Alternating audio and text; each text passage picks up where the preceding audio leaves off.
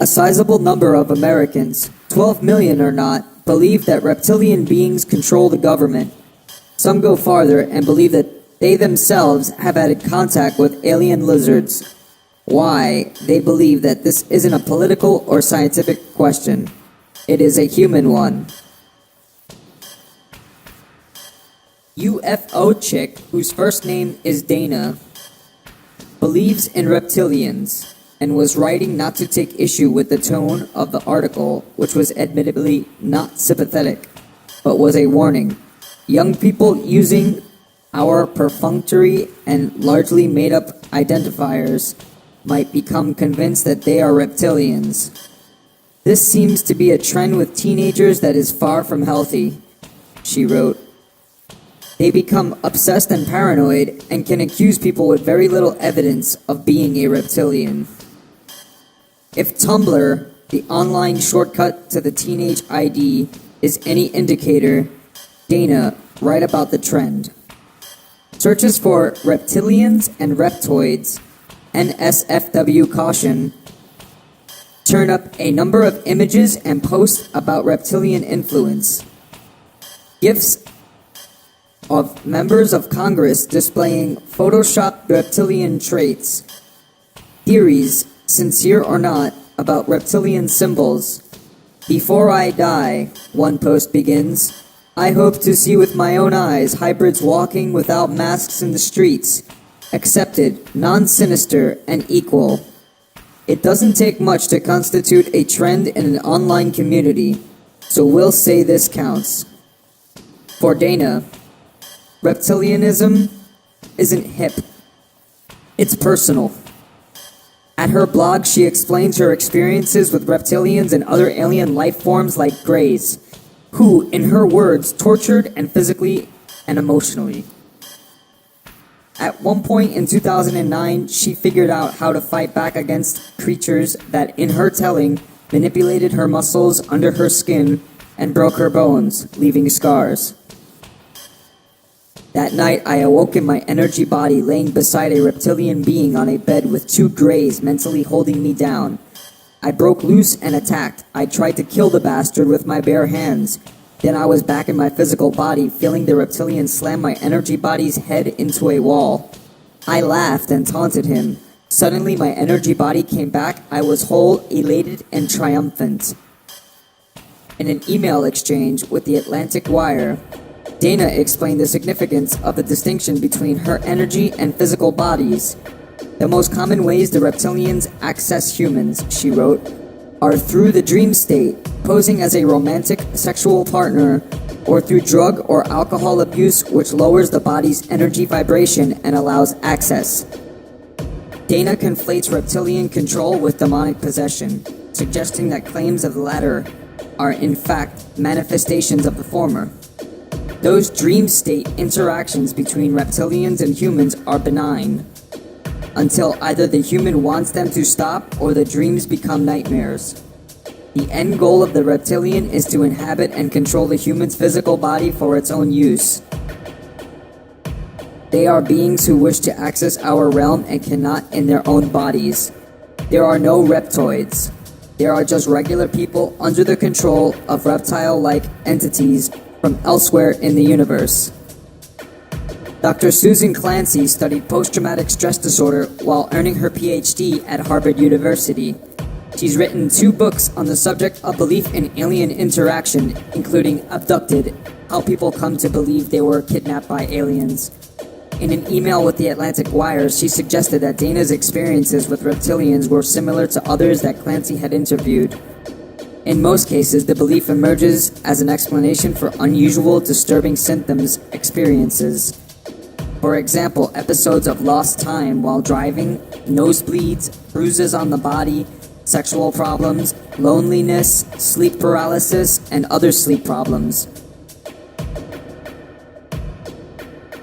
People already familiar with widely available cultural scripts of alien abductions begin to search for answers to their own weird experiences.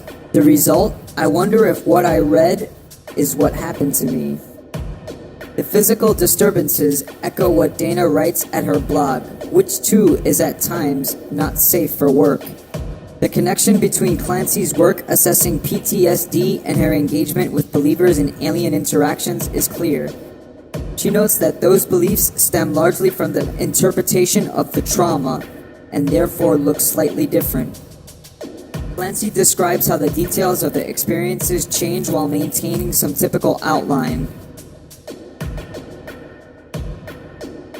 I think the details say a lot about the psychology of the individuals who get abducted, what they need, what they want. The plot largely maps onto the TV shows, books, and movies that pre-existed. Earlier this year, The New Yorker wrote about The Truman Show delusion, in which people suffering from mental disorders map what they experience onto the plot of that movie. Clancy's point is that the Truman Show delusions are just a more recent subset of long-standing behavior. For what it's worth, Dana's experience, she spends a great deal of time working with people who contact, mostly via email, about their reptilian interactions. The signs of this possession, she says, differ from person to person. Clancy also suggests that the conflation of alien belief with religious overtones is common, as in Dana's description of reptilians having had many names throughout history, including demons. Clancy, most people believe in God, and there are no scientific data to support that belief either. I'll tell you what, folks, God is real. Just saying. Just substitute angels with aliens. Abductions could be a 21st century religious experience. Dana describes how reptilians take control of a human. This may happen through manipulation, lies, and false promises, thus the old idea of making a deal with the devil, or through malevolent means with the human can only tolerate for so long before giving in. More like the typical cases of possession. This evidence can be read as supportive of both those who believe in alien interaction and those who don't. You say it's a coping mechanism. I say I have scars from being hurt. This is how the belief thrives. Evidence for its existence evolves to accommodate the belief, and not vice versa. Asked if one who believes in abduction or contact can be reasoned away from it, Clancy was discreet. You can argue some way from a belief. Once they have actual memories, you can't. I have tried. The main problem, these people want to believe they were abducted by aliens. It's exciting. Sense of higher purpose, being special, larger meaning. Hard to give that up in return for hard, cold, boring science. Who wants to accept they're vulnerable to memory distortion when they can believe instead they were chosen by superior beings?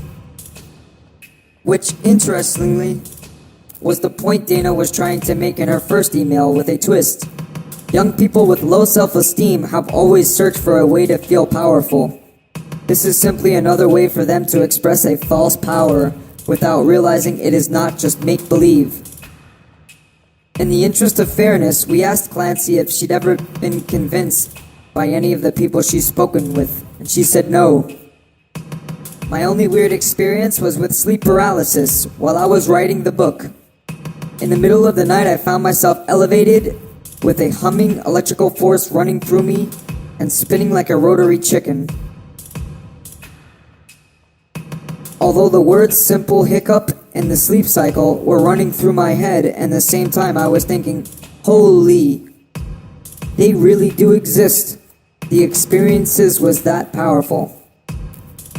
You say hiccup in the sleep cycle, Dana says reptilian interaction. The final argument is left. The thesis of our original piece was that an exaggerated 12 million people think lizards run the country. Dana and Clancy agreed they don't. And they agreed that reptilian oversight was the least of our political problems.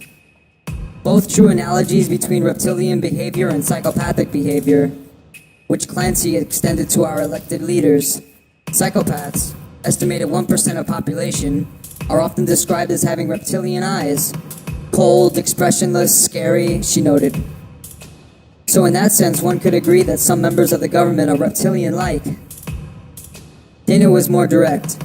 Those in government who make choices for the people they represent based on their own personal agenda should be noted and removed from office no matter if they are human or reptilian. On this, we all agree. Dumbo truth.